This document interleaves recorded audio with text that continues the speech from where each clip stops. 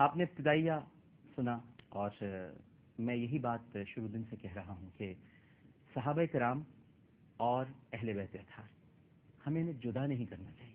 یہ تو جڑے ہوئے ہیں. نبی کریم صلی اللہ علیہ وآلہ وسلم جس سے پیار کرتے ہیں صحابہ اسی سے محبت کرتے ہیں.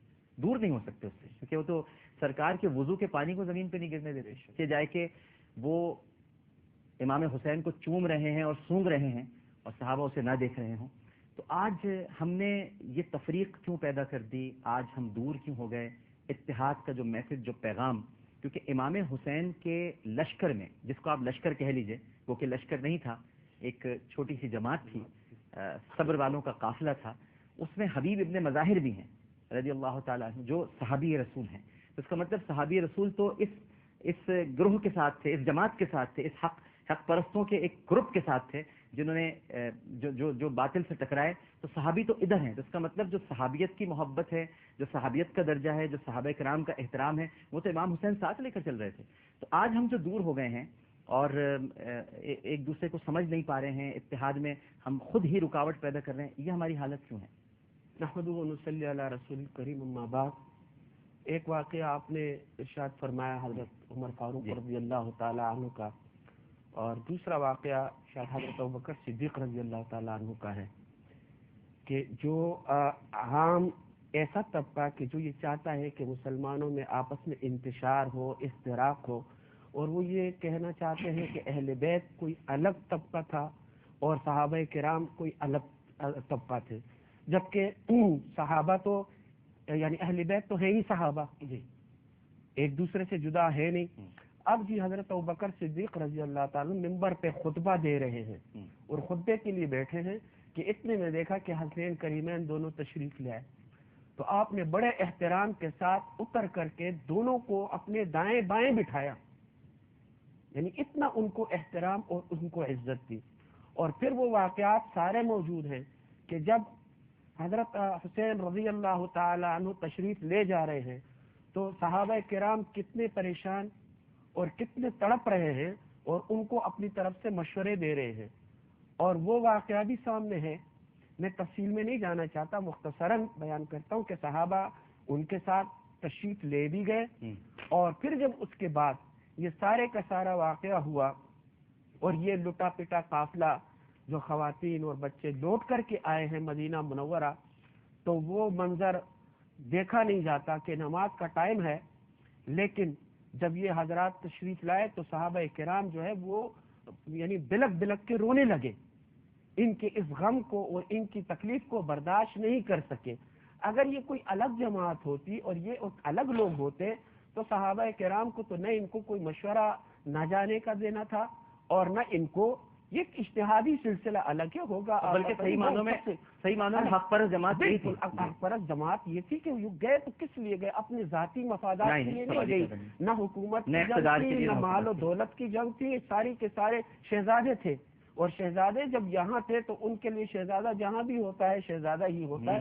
پوری امت, پوری صحابہ جو ہے اپنے سر آنکھوں پر انہیں لے رہے تھے, تو ان کو مال و دولت کے لیے اتنے جانے کی ضرورت کیا تھی؟ یہ ایک ان کا حق تھا, اور جس کے بارے میں حضور اقدس صلی اللہ علیہ وسلم نے پہلے سے پیشن گوئی فرما دی تھی. اس پیشن گوئی کو اللہ رب العزت کی بات پوری کرنے, بالکل اس پیشن گوئی کو اللہ رب العزت نے ثابت کرنے کے لیے یہ ایک عمل ان سے سرزد فرمایا, اور یہ عمل ہوا. اور اس کے بعد صحابہ کرام جو ہے اس کو ہمیشہ یاد رکھتے تھے اور ان کے لیے اپنے جو آنکھیں ہیں وہ فرش راہ کرتے تھے. آج امام علی مقام کی جو قربانی ہے, آپ سے بھی یہی سوال ہے, اور مفتی صاحب, تو کیا ہم صحیح معنوں میں ان کی اس قربانی کو سمجھ پائے؟ ہم نے تجدید عہد وفا کی آج بھی, ہم تو آج بھی منتشر ہیں, ہم تو آج بھی بکھرے ہوئے ہیں. وہ تو چاہتے تھے ہم یکجا ہو جائیں, وہ تو بس ایک ظلم کی دیوار سے ٹکرا گئے تھے, اور انہوں نے تاریخ میں یہ رقم کر دی جو حقیقت تھی کہ ظالم ہر دور میں ایک ہوتا ہے اور حسینیت بھی ایک ہے اس سے ٹکرانے والی.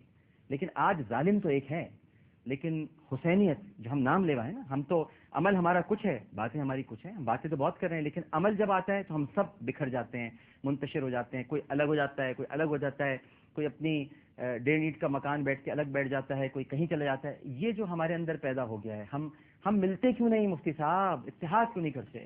قرآن کریم نے بڑے خوبصورت انداز سے ارشاد فرمایا، لما تقولون ما لا تفعلون، تم لوگ کیوں وہ کہتے ہو جو کرتے نہیں؟ تو ہم نے حضور اقدس صلی اللہ علیہ وسلم، صحابہ کرام رضوان اللہ علیہم اجمعین، اور اس کے بعد حضرت علی رضی اللہ تعالیٰ عنہ اور حضرت حسین رضی اللہ تعالیٰ عنہ کے جو مقاصد تھے اور جو ان کے جو عمل تھا، وہ تو یہی تھا کہ امت یکجا ہو جائے، ظلم کے خلاف، بربریت کے خلاف، طاغوت کے خلاف یکجا ہو جائے اور منتشر نہ ہو، الگ الگ پاکٹ نہ ہو. کیونکہ بہت ساری مثالیں ہیں کہ جب ایک ایک انگلی، اور یعنی اگر آپ ماریں گے کسی کو تو اپنی انگلی ٹوٹے گی، لیکن اگر یہ انگلیاں اکٹھی ہوگی تو مکہ بنے گا.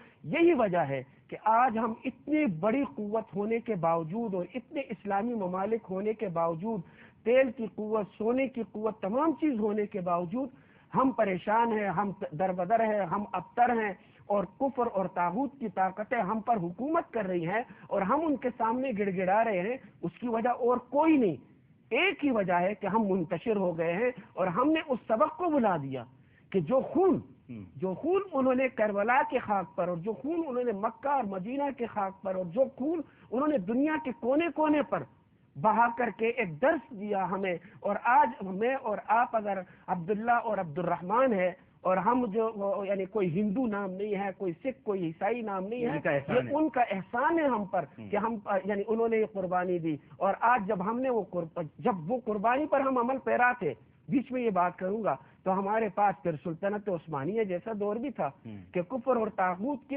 کشتی جو ہے وہ سمندر میں ہماری اجازت کے بغیر نہیں اتر سکتی تھی.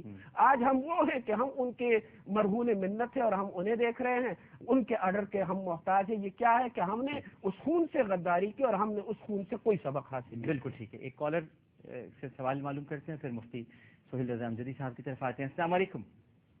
وعلیکم السلام ورحمۃ اللہ وبرکاتہ. جی کون صاحب بات کر رہے ہیں؟ عامر بھائی، میں لاہور سے محمد وقاص فیل بات کر رہا ہوں. کیا حال ہے؟ الحمدللہ جناب وقاص صاحب. عامر بھائی، دو سوالات ہیں میرے. جی. پہلا سوال یہ آپ سے مفتی صاحب سے پوچھنا تھا کہ کیا یہ بات حدیث شریف سے ثابت ہے کہ جو شخص یوم عاشورہ اپنے اہل خانہ کے ساتھ خوش اخلاقی اختیار کرے تو اللہ پاک اس کو سارا سال کشادہ رزق عطا فرماتا ہے؟ ٹھیک ہے. اور دوسرا سوال میرا نماز سے متعلق ہے کہ نماز میں جب رکوع میں ہم سمی اللہ لمن حمدہ سے ربنا لک الحمد کہتے ہیں، اس کی کیا فضیلت ہے؟ اور اللہم ربنا ولک الحمد، اس کی کیا فضیلت ہے؟ جی بہتر. جی مفتی صاحب. لیکن جہاں تک پہلا سوال ان کا ہے کہ جو حدیث پاک انہوں نے پیش کی، تو یہ بحقی میں یہ حدیث پاک موجود ہے کہ سید عالم صلی اللہ علیہ وسلم نے فرمایا کہ جو اس دن اپنے اہل و عیال پر مال میں کشادگی کرے گا، یعنی کھانے پینے میں زیادتی کرے گا، ان پر مال خرچ کرے گا، تو اللہ تبارک و تعالیٰ پورے سال اس کے رزق میں تنگی پیدا نہیں فرمائے گا، اس کے رزق میں وسعت ہوگی. اچھا، بعض احادیث کریمہ ایسی ہوتی ہیں کہ اس پر محدثین کی جرح ہوتی ہے. اگر یہ سند ضعیف بھی ہے تو ضعیف حدیث جو ہے وہ فضیلت کے عنوان میں قابل قبول ہوتی ہے، کیونکہ ہم اس سے کوئی مسئلہ ثابت نہیں کر رہے، نہ ہم وجوب کا مسئلہ ثابت کر رہے ہیں. ہم یہ کہتے ہیں کہ فضائل کے عنوان میں ہے تو یہ قابل قبول ہے، کوئی کرے گا تو انشاءاللہ اسے ثواب بھی ملے گا اور اللہ تبارک و تعالیٰ اس کے رزق میں وسعت عطا فرمائے گا.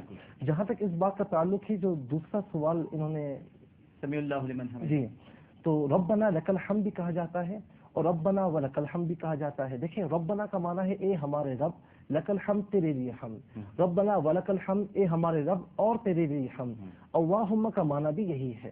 تو تینوں کلمات استعمال کی جا سکتے ہیں، تینوں کلمات کا معنی ایک ہی بنے گا، لیکن اللہم ربنا میں یہ ہوگا کہ ربنا کی تکرار ہو جائے گی، تو جتنی تکرار ہوگی تو رب تعالیٰ کو اتنی پسند ہوگی. اچھا، یہ بھی ایک واقعہ تھا نا، اگر آپ کو یاد ہو تو اچھا لگے گا اگر بیان کر دیں. میرے کچھ ذہن سے پھسل رہا ہے کہ ربنا لک الحمد تو کسی نے پیچھے سے پڑھا تھا ربنا لک الحمد حمدا کثیرا طیبا مبارکا فیہ، تو نبی کریم صلی اللہ علیہ وسلم نے ارشاد فرمایا تھا کہ یہ بہت خوب پڑھا گیا ہے. کچھ